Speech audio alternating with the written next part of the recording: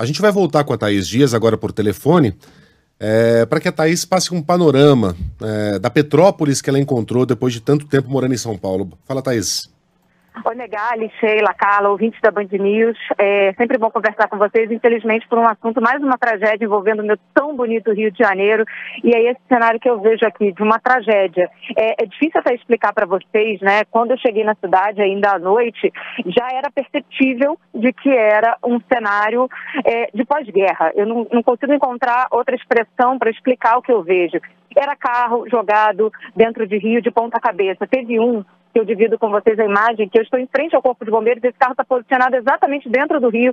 Eu achei que era uma carroça. Toda a parte de cima da ferragem desse carro tinha sido levada pela força da água. Tem carro em pé, na vertical. É um cenário impressionante. Os pontos de deslizamento são tantos que eu perdi a conta. Desde o período em que eu entrei, que eu passei da placa ali que cruzava Duque de Caxias, Petrópolis, e cheguei à cidade de Petrópolis. Até o acesso para o hotel em que estamos estava comprometido por conta dessas quedas de barreiras, né?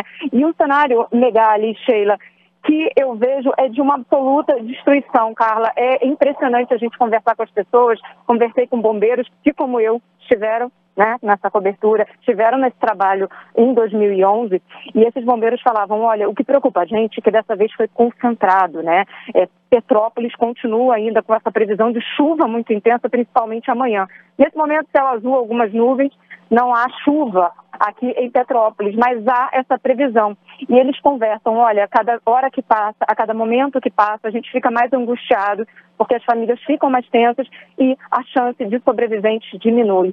A gente reforça esse número, né, de uma lista oficial de 35, mas conversando com vários moradores e até mesmo com esses agentes da Defesa Civil, que a todo momento chegam nessa base aqui no centro de Petrópolis, eles reforçam, olha, a gente acredita que esse número seja muito maior, porque, de fato, o número de pessoas que ainda buscam em diferentes pontos da cidade informação é muito grande, é muito preocupante.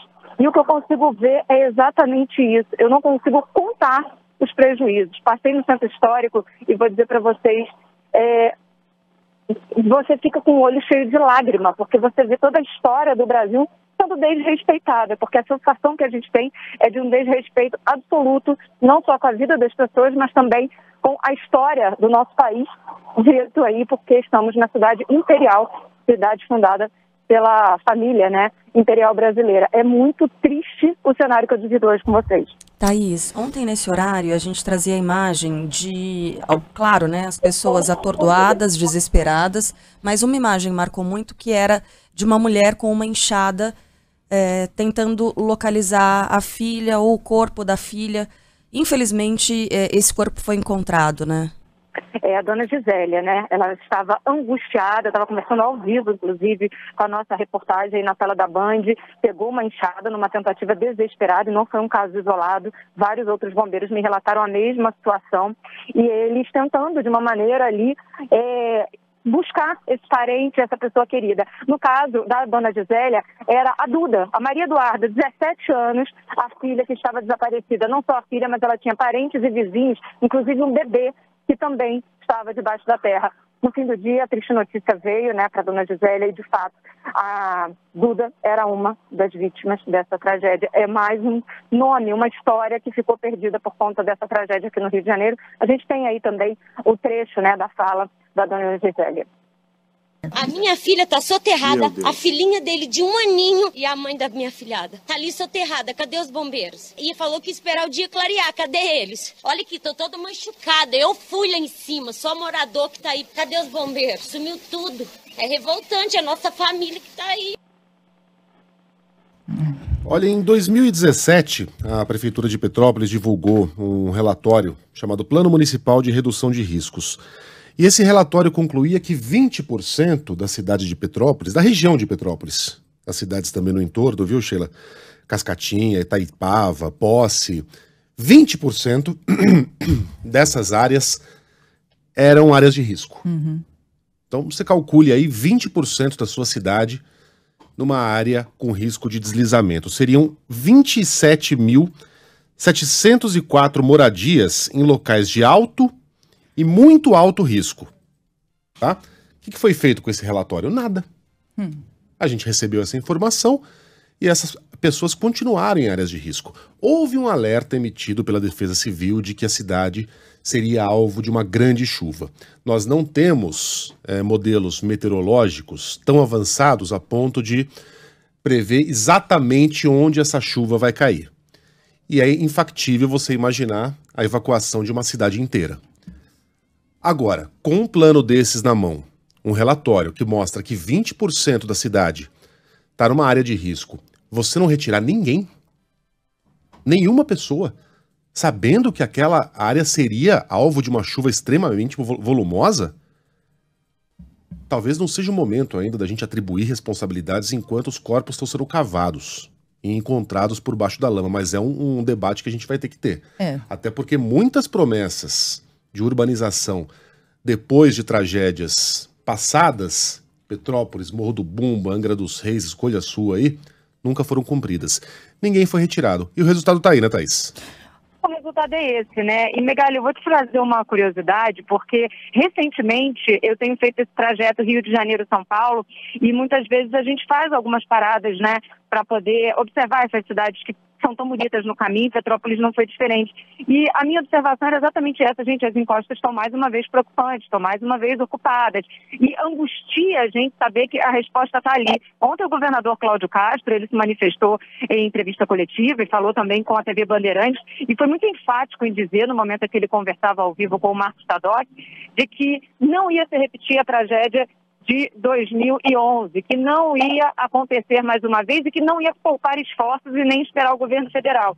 Mas não adianta poupar esforços depois da tragédia. Tem que investir para que a tragédia não aconteça, né? Porque a gente sabe, lógico, que aqui há toda uma questão geográfica, né? A topografia dessa região serrana do Rio de Janeiro favorece esse tipo de fenômeno, né? Quando tem uma chuva muito intensa, você tem uma área extremamente montanhosa. A gente estava num dia de calor extremo e essa chuva veio e causou todo esse estrago. Mas pelo menos um projeto para minimizar, isso eu conversei com vários especialistas ontem ao longo do dia, e todos eles foram enfáticos em dizer que não adianta mapear essas áreas, precisa colocar em prática projetos que de fato possam poupar vidas, e o que a gente viu aqui é que o número não para de crescer. Esse é um outro detalhe que eu compartilho com vocês. Eu saí de São Paulo ontem com um número de 77 mortos.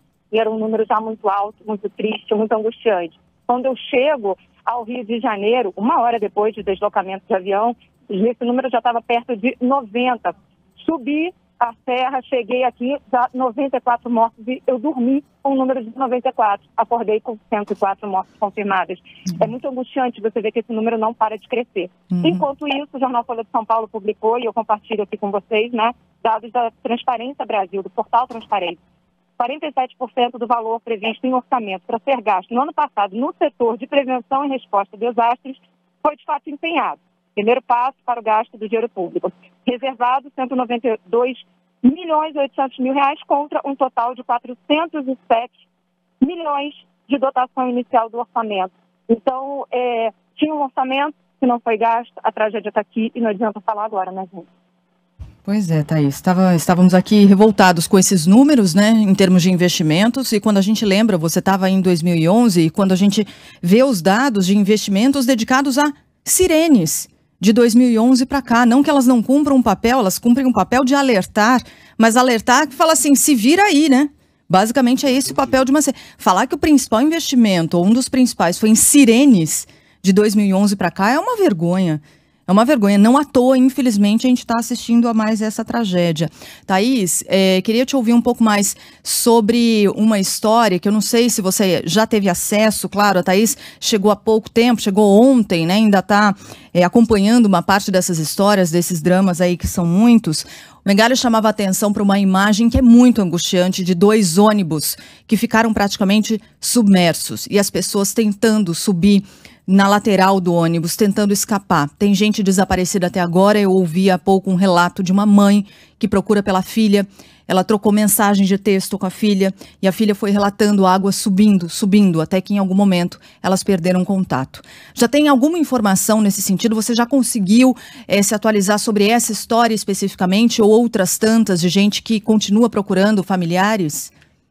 Olha, temos vários relatos ainda, nossas equipes aqui conversaram, eu estou num ponto que é um pouco mais afastado de onde essa cena aconteceu, e é uma imagem que a gente viu repercutir nas redes sociais, principalmente nas últimas horas, nos veículos de imprensa, e há ainda uma falta de informação muito grande em relação a isso. As famílias das pessoas que poderiam estar dentro desse veículo ainda procuram pelos entes queridos, pelos familiares. Algumas pessoas conseguiram sair, foram levadas para hospitais da região, e fato é que a angústia continua por mais detalhes, por mais informações. Eu vou seguir por aqui acompanhando, ao longo do dia eu volto na programação, trazendo para vocês na Band News FM, também no Band News TV e no Bora Brasil, daqui a pouquinho também as principais informações direto de Petrópolis. A qualquer momento eu aciono vocês mais uma vez. Obrigado, Thaís. Bom trabalho para você.